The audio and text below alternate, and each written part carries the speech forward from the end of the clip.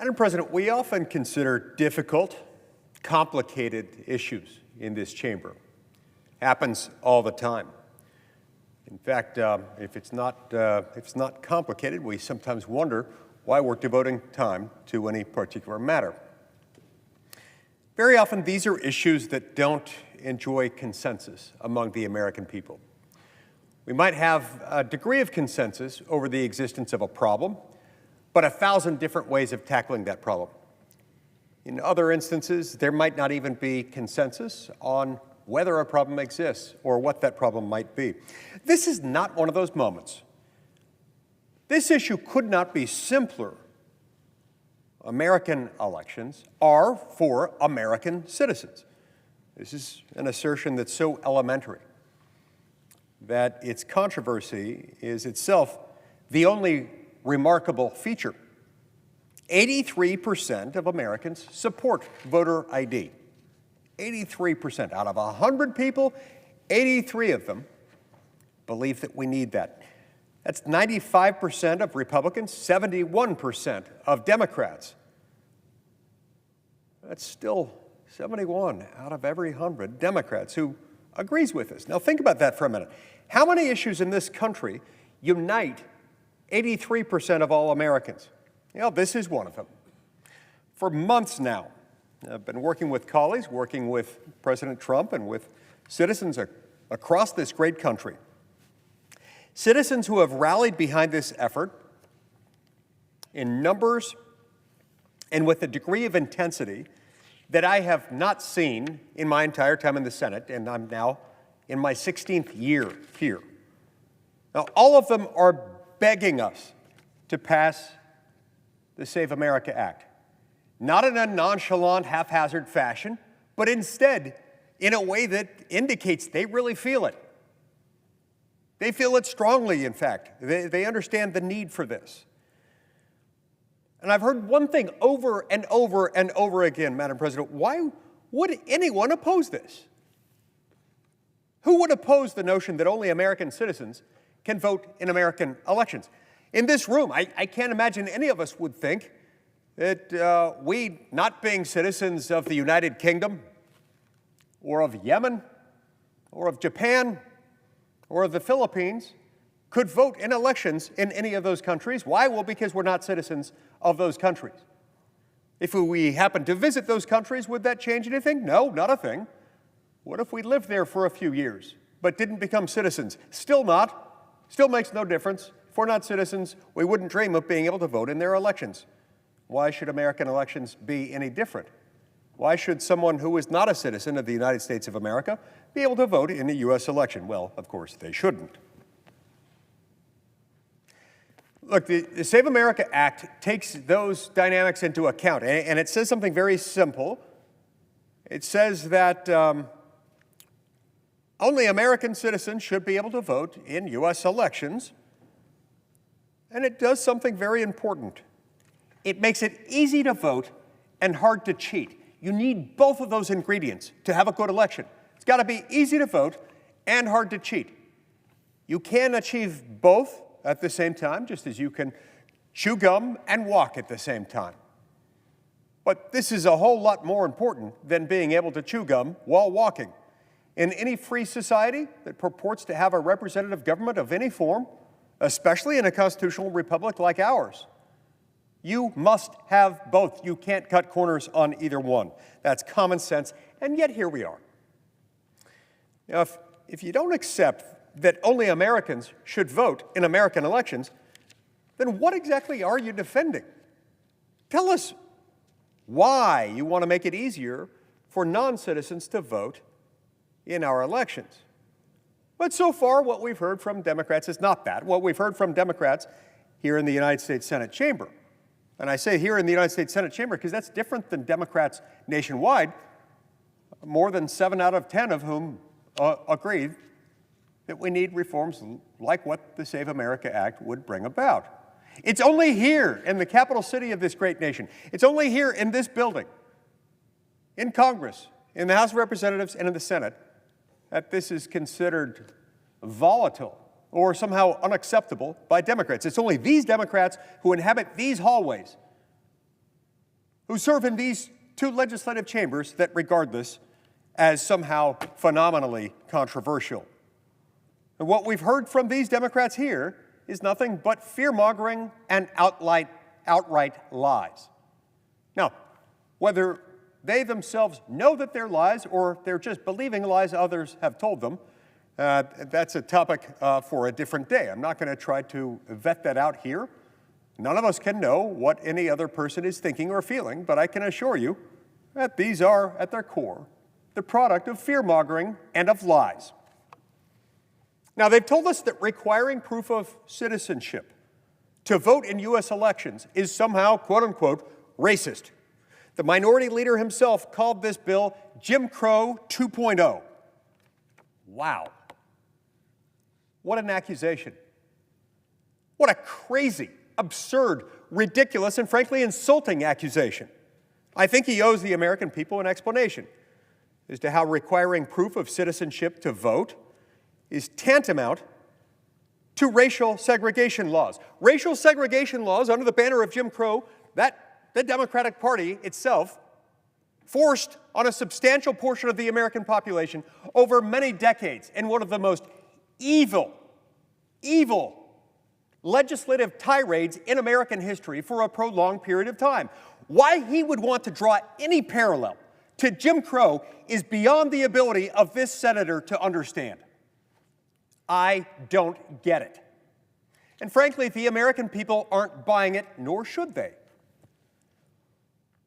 They've told us that requiring photo ID somehow, quote-unquote, disenfranchises women. Madam President, I can't think of anything more racist. I can't think of anything more misogynistic than saying that people of color or women, whether married women or otherwise, are incapable of obtaining an ID and proof of citizenship. That is, frankly, insulting. Something that millions of Americans do every single day, often many times a day, to get a job, to board a plane, to open a bank account, to enroll in school, to shovel snow in New York City. For that matter, to go to the Oscars, the Emmys, the Grammys, the Super Bowl, almost any theatrical production, and yes, Madam President, to get into the Democratic National Convention. To get into the Democratic National Convention, you've got to show photo ID, and you've got to establish credentials showing that you have a right to be there and to participate in that event. So, Madam President, if the Save America Act is Jim Crow 2.0, then so too is the Democratic Party itself. So too are the campaign rallies hosted by my friend and colleague, the senator from Georgia, up for re-election this year, who recently advertised a campaign rally and announced on the same website that to get into said campaign rally, you would have to show photo ID. We're not getting the story. We're not getting the complete story. We're not getting anything close to the complete story, and we're going to talk about that tonight. Look, millions upon millions of married women navigate documentation requirements every single day for a whole host of reasons. To suggest that Americans, that women, that people of color are somehow incapable of doing something so basic is deeply, fundamentally insulting. And it is beneath the dignity of this chamber and all who occupy it for these arguments to be raised here in this hallowed chamber. I can't think of anything more patronizing, more dismissive, more out of touch than telling Americans that they can't meet the same basic requirements that govern so many other parts of daily life. Not just some people's daily life, but the daily lives of pretty much everyone in this country. This bill does not suppress voters. It protects them. It treats them like capable citizens in a functioning republic and ensures that their votes actually do matter. And let's be honest, there's only one reason to oppose this bill and what it does. One reason: they want to cheat. This bill makes it easy to vote and hard to cheat. They're happy with exactly half of the equation and not the other half. But you can't have both and have a functioning representative government. You can't have half of the equation and have a successful constitutional republic. It doesn't work. Now, here's today's headline from Politico. Quote, I'm not exaggerating this. I don't write the news, I just report it. Quote, why climate champions are sweating the Save America Act. It goes on to say, quote, if Republicans do ultimately succeed in getting a version of the bill passed, environmentalists and some Democrats fear it could damage the democratic process ahead of November's midterm elections and suppress the will of climate-minded voters and candidates, close quote. The level of hyperbolic panic, of paranoid fantasy from the Democrats and the media enterprises they control is telling, and it's stunning, because the only way this bill changes election outcomes is if those outcomes have been dependent on votes that shouldn't have been counted to begin with. If that's part of the plan, then I can understand the panic. That's the reality. We're closer than ever to getting this bill across the finish line. Just a few hours ago, we voted to proceed to this bill. And that is because the American people have made their voices heard. They've shown up, they've spoken out, they've demanded that our elections, their elections, be protected. Failure here is not an option, and it must never become such. Because if we cannot secure the most basic element of our elections, of any free and fair system of elections, we're inviting a level of distrust that this country cannot afford. And I would say this to my Republican colleagues: if we do not act on an issue that commands this level of support, not just from our own base, but from the entire spectrum among the American people, this level of support, we should not be surprised when the American people lose confidence in our willingness to fight for them if we fail to get it done, and to do everything along the way in order to ensure its passage. This is our moment. Stand for a simple principle. Let the American people see who is willing to defend their sacred right to vote and who is not. I'm confident that the principle at the heart of this legislation will, in fact, prevail. It'll prevail because it is fair, because it is right, because it reflects the truth, because it reflects how our laws are written and how human nature interacts with our system of laws. This is the line. We have drawn it, and we must defend it. You're either willing to say that only American citizens should vote in American elections, or you are not. There is no middle ground. Sure, we can talk about whether this word or that word would most capably accomplish what we needed to. We can argue over a semicolon here or a comma there. But unless we're talking about how to achieve the same objective of making sure that only Americans vote in American elections, we will have missed the boat in a very dangerous way. And the American people are, to be sure, paying attention, very close attention indeed, because they understand what's at stake.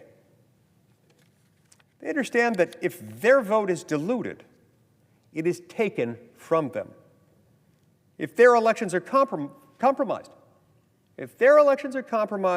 their voice is diminished. That is what this bill prevents. So let's stop pretending this is complicated.